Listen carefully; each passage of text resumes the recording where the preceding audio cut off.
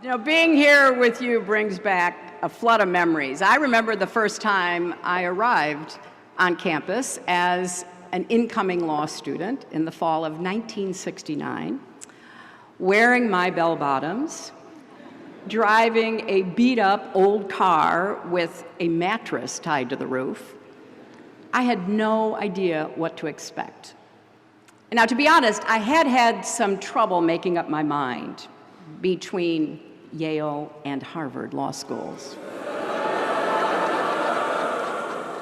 Then one day, while we were still in that period of decision-making, I was invited to a cocktail party at Harvard for potentially incoming law students, where I met a famous law professor. A friend of mine, a male law student, introduced me to this famous law professor. I mean, truly, big three-piece suit, watch chain. And my friend said, Professor, this is Hillary Rodham. She's trying to decide whether to come here next year or sign up with our closest competitor. Now, the great man gave me a cool, dismissive look and said, well, first of all, we don't have any close competitors. And secondly, we don't need any more women at Harvard. Now, I was leaning toward Yale anyway, but that pretty much sealed the deal. And when I came to Yale, I was one of 27 women out of 235 law students. It was the first year women were admitted to the college. And as that first class of women prepared to graduate 4 years later, the New York Times reported on Yale's foray into coeducation, noting that the women, quote, worked harder and got somewhat better grades than the 940 men graduating with them, a fact, they went on to say, that some of the men apparently found threatening. Well, I was shocked.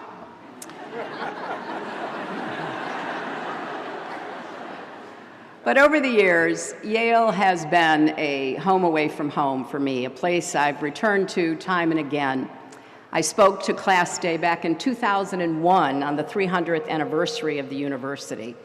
And I hope that that will be the case for many of you as well. This school has been responsible for some of my most treasured friends and colleagues, people like Jake Sullivan and Harold Coe, and I've watched some of you grow up, like Rebecca Shaw, who's graduating today, and you'll hear from shortly. And I've been honored to serve over the last year or two, working with some of the Yale Law School faculty, including the new dean, Heather Gerken. Now, Yale grads, many of whom are also here today, have worked for me in the United States Senate, the State Department, on my presidential campaigns, and I have been so well served. I have a very dedicated campaign intern here graduating, David Scheimer, the class of 2018.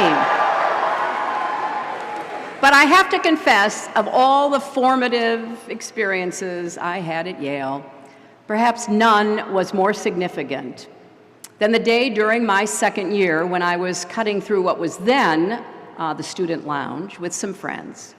And I saw this tall, handsome guy with a beard who looked like a Viking. I said to my friend, well, who is that? And she said, well, that's Bill Clinton. He's from Arkansas, and that's all he ever talks about. And then as if on cue, I hear him saying, and not only that, we grow the biggest watermelons in the world. And I was like, who is this person? But, you know, he kept looking at me, and I kept looking back. And so we were in the law library one night. I was studying.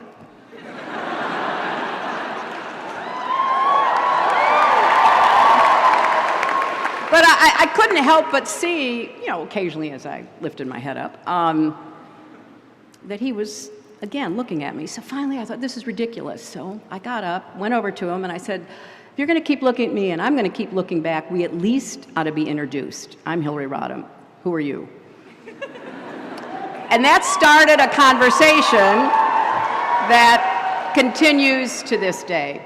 Now, it was also here at Yale that I saw a flyer in the law school on a bulletin board that changed my life. Now, some of your parents and grandparents may remember flyers and bulletin boards. For the rest of you, suffice it to say, that was how we got information.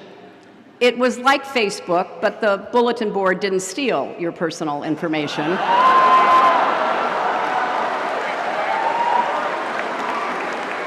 So, one day, I saw a note about a woman named Marian Wright Edelman, a Yale Law School graduate, civil rights activist, who would go on to found the Children's Defense Fund. Marian was coming back to campus to give a lecture. I went. I was captivated to hear her talk about using her Yale education to create a Head Start program in rural Mississippi. And I wound up working for her that summer, and the experience opened my eyes to the ways that the law can protect children or come up short. Because like many of you, I learned just as much outside the four walls of the classroom as I did sitting in a lecture hall. And I discovered a passion that has animated my life and my work ever since. Now, a lot has changed since I was here. In 2019, Yale will celebrate the 50th anniversary of the matriculation of women at the college and the 150th anniversary of the first women graduate students at Yale. And I heard that Yale officially changed the term freshman to first year. I also heard, amazingly, that the Duke's men and the Whiffenpoofs have started welcoming women. Now, as for my long-lost Whiffs audition tape, I have buried it so deep, not even WikiLeaks will be able to find it. Because if you thought my emails were scandalous, you should hear my singing voice.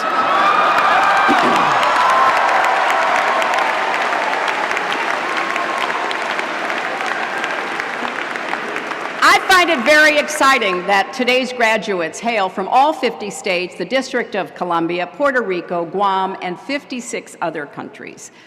And in your 4 years on campus, you've survived late nights in the Bass cubicles and early mornings in the Sterling stacks. You've trekked up Science Hill. Maybe you've even found love at the Last Chance dance. And now you're ready to take on your next adventure. But maybe some of you are reluctant to leave. I understand that. It's possible to feel both. Because the class of 2018 is graduating at one of the most tumultuous times in the history of our country. And I say that as someone who graduated in the 60s. I recently went back and looked up those famous lines from Charles Dickens in A Tale of Two Cities because, I usually end after saying it was the best of times, it was the worst of times. But it goes on. It was the age of wisdom. It was the age of foolishness. It was the epoch of belief. It was the epoch of incredulity. It was the season of light. It was the season of darkness. It was the spring of hope. It was the winter of despair. Now, Dickens was writing about the years leading up to the French Revolution, but he could have been describing the ricocheting highs and lows of this moment in America. We're living through a time when fundamental rights, civic virtue, freedom of the press, even facts and reason are under assault like never before. But we are also witnessing an era of new moral conviction, civic engagement, and a sense of devotion to our democracy and country. So here's the good news. If any group were ever prepared to rise to the occasion, it is you, the class of 2018. You've already demonstrated the character and courage that will help you navigate this tumultuous moment. And most of all, you've demonstrated resilience.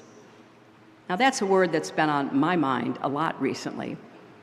One of my personal heroes, Eleanor Roosevelt, said, "You gain strength, courage, and confidence by every experience in which you really stop to look fear in the face. You are able to say to yourself, I have lived through this horror. I can take the next thing that comes along." Well, that's resilience. And it's so important because everyone gets knocked down. What matters is whether you get back up and keep going. This may be hard for a group of Yale soon-to-be graduates to accept, but yes, you will make mistakes in life. You will even fail. It happens to all of us, no matter how qualified or capable we are. Take it from me. Oh, I remember those first months after that 2016 election were not easy. We all had our own methods of coping. I went for long walks in the woods. Yale students went for long walks in East Rock Park. I spent hours going down a Twitter rabbit hole. You spent hours in the Yale memes group. I had my fair share of Chardonnay. You had penny drinks at Wode's.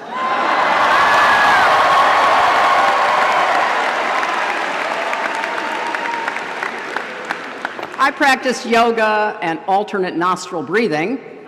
You took psych and the good life.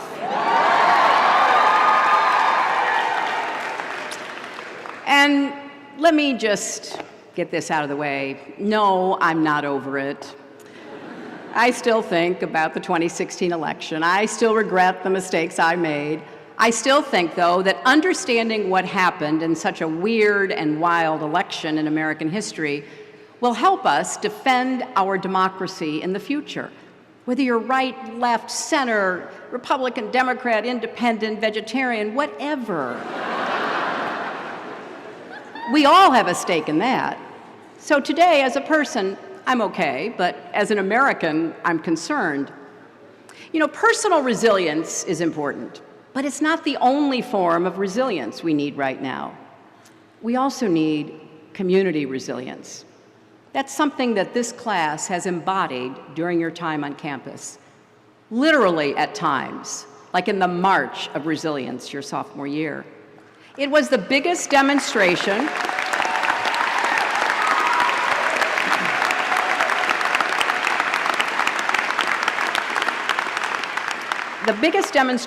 in the history of the school. That's 300 plus years.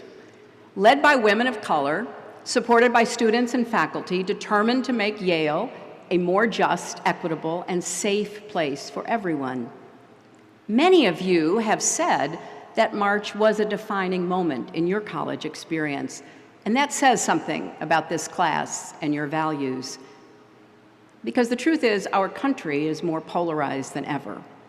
We have sorted ourselves into opposing camps, and that divides how we see the world. The data backs this up. There are more liberals and conservatives than there used to be, and fewer centrists. Our political parties are more ideologically and geographically consistent, which means there are fewer Northern Republicans and fewer Southern Democrats. And the divides on race and religion are starker than ever before. And as the middle shrank, partisan animosity grew. Now, I'm not going to get political here, but this isn't simply a both sides problem. The radicalization of American politics hasn't been symmetrical. There are leaders in our country who blatantly incite people with hateful rhetoric, who fear change, who see the world in zero-sum terms, so that if others are gaining, well, they must be losing. That's a recipe for polarization and conflict. Our social fabric is fraying, and the bonds of community that hold us together are fractured. This isn't just a problem because it leads to unpleasant conversations over the Thanksgiving dinner table. It's a problem because it undermines the civic spirit that makes democracy possible, the habits of the heart that de Tocqueville found so unique in the American character. I believe healing our country is going to take what I call radical empathy. As hard as it is, this is a moment to reach across divides of race, class, and politics, to try to see the world through the eyes of people very different from ourselves, and to return to rational debate, to find a way to disagree without being disagreeable, to try to recapture a sense of community and common humanity. When we think about politics and judge our leaders, we can't just ask, am I better off than I was 2 years or 4 years ago? We have to ask, are we all better off? Are we as a country better, stronger, and fairer? That's something you've done here at Yale.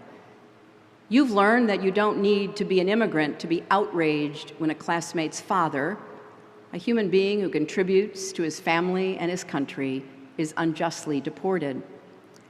You don't need to be a person of color to understand that when Black students feel singled out and targeted, we still have work to do. And you don't need to experience gun violence to know that when a teenager in Texas who just survived a mass shooting says she's not surprised by what happened at her school because, and I quote, "I've always felt like eventually it was going to happen here too." We are failing our children. So enough is enough. We need to come together, and we certainly need common sense gun safety legislation as soon as we can get it.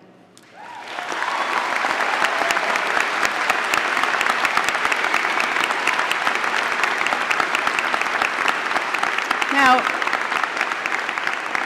empathy should not only be at the center of our individual lives, our families, and our communities, it should be at the center of our public life, our policies, and our politics. I know we don't always think of politics and empathy as going hand in hand, but they can, and more than that, they must. As former Secretary Madeleine Albright writes in her terrific new book, Fascism, A Warning, she says, "This generosity of spirit, this caring about others and about the proposition that we are all created equal, is the single most effective antidote to the self-centered moral numbness that allows fascism to thrive."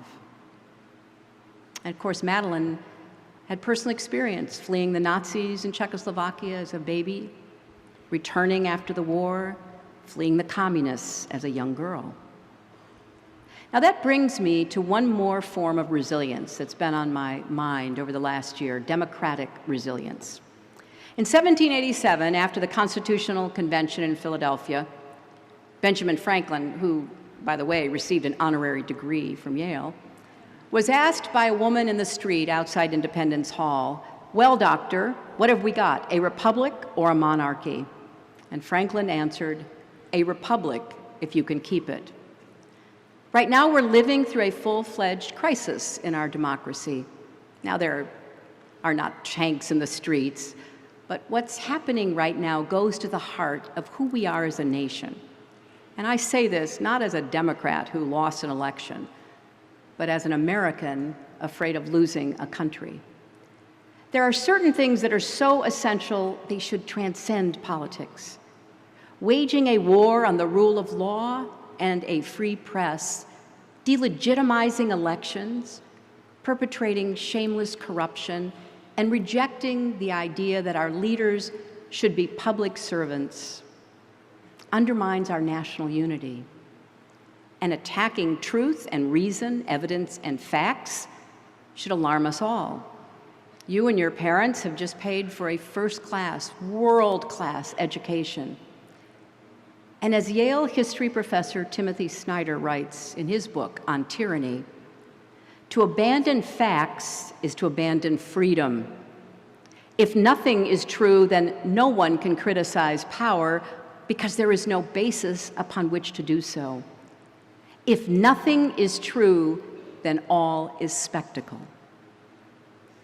I think Professor Snyder, both in that book and in his new one, The Road to Unfreedom, is sounding the alarm as loudly as he can.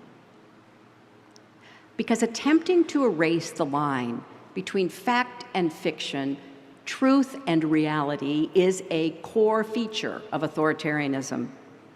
The goal is to make us question logic and reason and to sow mistrust toward exactly the people we need to rely on: our leaders, the press, experts who seek to guide public policy based on evidence, even ourselves.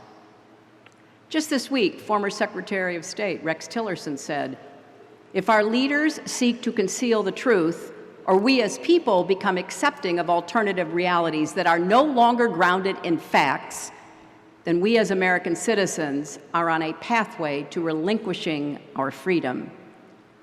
Perhaps a tad late, but he's absolutely right. So how do we build democratic resilience? I think it starts with standing up for truth, facts, and reason, not just in the classroom and on campus, but every day in our lives. It means speaking out about the vital role of higher education in our society to create opportunity and equality. It means calling out actual fake news when we see it, and supporting brave journalists and their reporting, maybe even by subscribing to a newspaper. Now, most of all, as obvious as it seems, it means voting in every election, not just the presidential ones. So yes, these are challenging times for America, but we've come through challenging times before. You know, I think back to the night Barack Obama was elected president. Many of us, so many of us were jubilant. Even I, who had once hoped to beat him, was ecstatic. It was such a hopeful moment. And yet in some ways, this moment feels even more hopeful, because this is a battle-hardened hope, tempered by loss and clear-eyed about the stakes. We are standing up to policies that hurt people. We are standing up for all people being treated with dignity. We are doing the work to translate those feelings into action. And the fact that some days it is really hard to keep at it just makes it that much more remarkable that so many of us are, in fact, keeping at it. It's not easy to wade back into the fight every day, but we're doing it. And that's why I am optimistic, because of how unbelievably tough Americans are proving to be. I've encountered lots of people in recent months who give me hope. The Parkland students who endured unthinkable tragedy and have responded with courage and resolve. The leaders and groups I've gotten to know through Onward Together, an organization I started after the election to encourage the outpouring of grassroots engagement that we're seeing. Everyone who is marching, registering voters, and diving into the issues facing us like never before, some for the very first time in their lives. And I find hope in the wave of women running for office and winning, and hope in the women and men who are dismantling the notion that women should have to endure harassment and violence as a part of our lives. So we have a long way to go. There are many fights to fight, and more seem to arise every day. It will take work to keep up the pressure, to stay vigilant, to neither close our eyes nor numb our hearts or throw up our hands and say, someone else take over from here. Because at this moment in our history, our country depends on every citizen believing in the power of their actions, even when that power is invisible and their efforts feel like an uphill battle. Of every citizen voting in every election, even when your side loses.